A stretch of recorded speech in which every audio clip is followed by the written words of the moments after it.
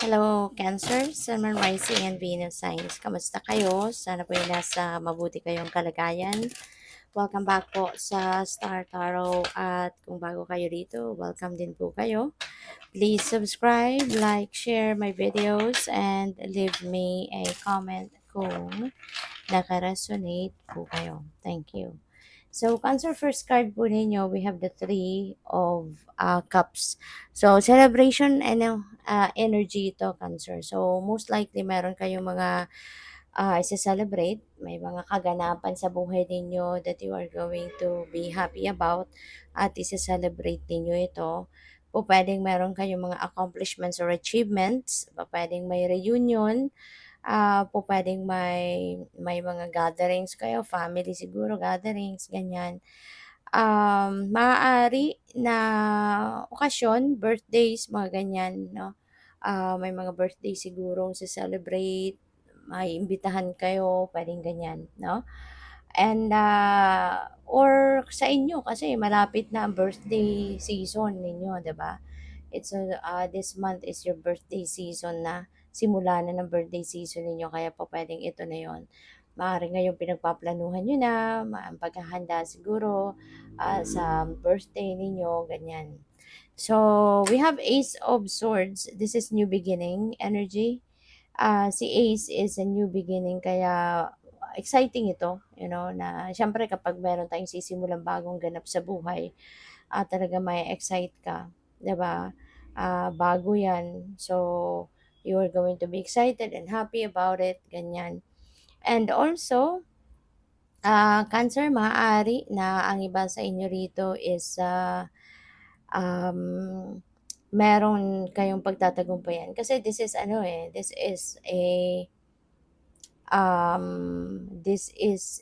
victory energy as well, si Ace of Swords. Kaya most likely meron kayong pagtatagumpayan, meron kayong ah, there is something that you are going to succeed, no? Um, Pupwedeng Pupuwedeng may mga challenging situations kayo na pinagdaanan, recently and, mapagtatagumpayan ninyo 'yan. Maaaring may problema, ganyan, ano. So, na ninyo 'yan around this time, 'no, Cancer, kaya, good for you. Um, for most of you then, Cancer, around this time, magkakaroon kayo ng clarity of thought, magkakaroon kayo ng kalinawan, ano, sa inyong isipan. You may also have, um, siguro mga epiphanies, meron din kayong mga matatanggap na epiphanies, meron kayong mga matatanggap na, yun nga, clarity. Magkakaroon din kayo ng mga light bulb moment, 'no, yung gano'n. Yung kunyari meron kayong ginagawa, busy kayo, doing something, you're focused on it, tapos all of a sudden, 'di ba, maaano niyo, merong papasok na idea sa isip ninyo, yung mga gano'n. So, yeah, be on the lookout for that kasi makakatulong 'yan sa inyo, ano, sa pag-aayos, pagpapaganda lalo ng inyong sitwasyon. So, Queen of Cups, this is your energy. Maaari na isa ka ng nanay, 'no? For some of you, maybe you are assuming the role of a mom sa inyong pamilya. Not necessarily na biologically talaga ikaw ay nanganak na, isa ka ng nanay. Pwede rin na ganun, pwede rin naman na hindi. Yung maybe you are just, hindi ka pa talaga nanganak, wala ka pang mga anak na sarili, but maybe you are assuming the role of being a mom. No? Siguro sa mga kapatid mo, ikaw yung tinuturing ng nanay, or ikaw yung tumatayong nanay na para sa kanila, yung mga ganun ba. So, yun ang napipick up ko dyan, no, for some of you.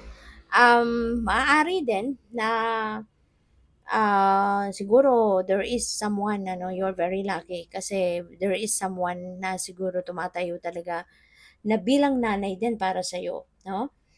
Maybe this person is very supportive of you.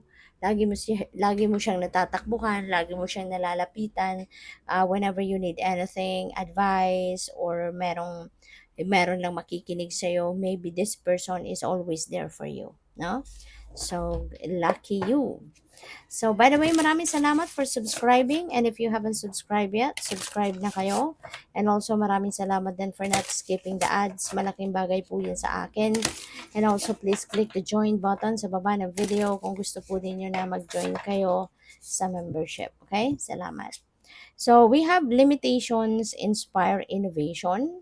Ayan. So, maaaring may mga limitasyon. Limited ang galawan ng iba sa inyo sa ngayon. Po pwedeng may restrictions, no?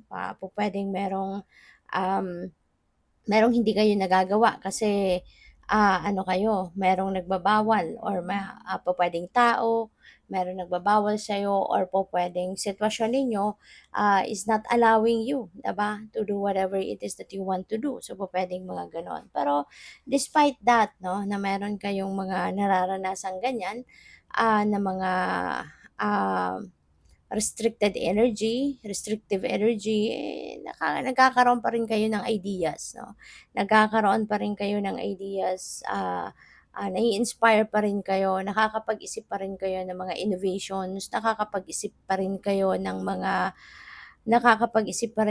mga bagay, no, na pupuwede ninyong magawa, um, despite your limitations and restrictions.